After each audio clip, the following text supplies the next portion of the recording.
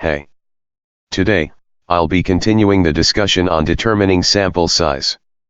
In my previous video, I covered all the important factors that impact the sample size and the formulas used for its calculation. For a better understanding of the topic, I would highly recommend watching that video first. The link to the video can be found in the description below. Today, I'll be putting the formulas for determining sample size into practice by solving some example problems. These are the formulas used to calculate the sample size. The first formula is applicable when the population size is considered to be infinite, while the second formula is used when the target population size is known. Example: calculate the sample size for a population of 1 lakh. Confidence level is 95% and margin of error is 5%. The population size is finite. So the formula is NF is equal to capital N into small n by capital N minus 1 plus small n. Capital N is the known population size, 1 lakh. Small n is the sample size of infinite population that we have to calculate first. Formula for small n is equals z square into p into 1 minus p by e square. In the question, confidence level is given as 95%, so z-score will be 1.96. Z-score can be found on the standard normal distribution table. Population proportion p is not given in the question, so 0.5 is taken, if p is unknown.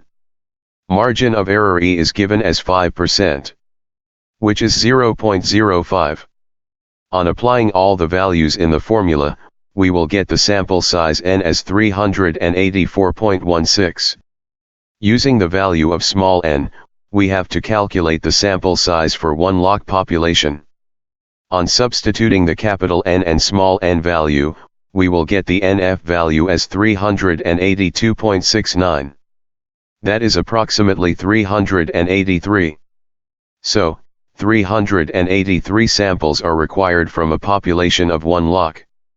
Then, determining sample size to obtain a confidence interval of specified width.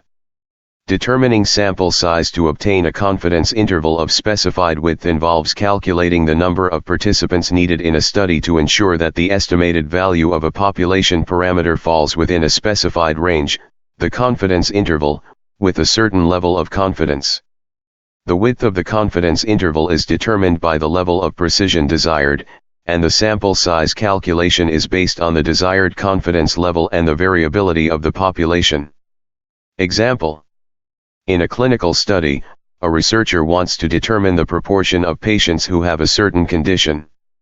To have a 95% confidence interval of plus or minus 5%, the sample size can be calculated as. Here p-value is not given, so taken as 0.5.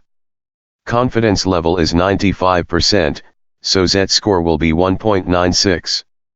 Margin of error is plus or minus 5, so 0.05. On applying these values in the formula, we can get the required sample size as 384. So, the sample size of 384 would be needed to achieve a 95% confidence interval of plus or minus 5% for the proportion of patients who have the condition. Thank you for watching. If you found this video helpful, please give us a like. Subscribe for more videos and also share with all your pharma mates. Thank you.